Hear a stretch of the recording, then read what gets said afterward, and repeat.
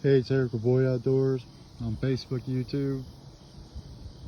This creek right here is called South Table Creek. It comes off the Missouri River there. Goes up through the city of Nebraska City. It winds all the way over. We've caught fish out of here.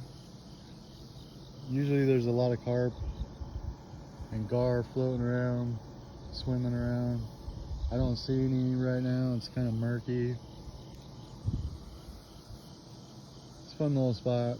Sometimes it's hard to find a good spot to fish, but we have caught some fish out of here. When the river floods, a lot of fish come up into this creek. Go to Boyd Outdoors on Facebook, YouTube. Hit like, subscribe. Take a kid fishing.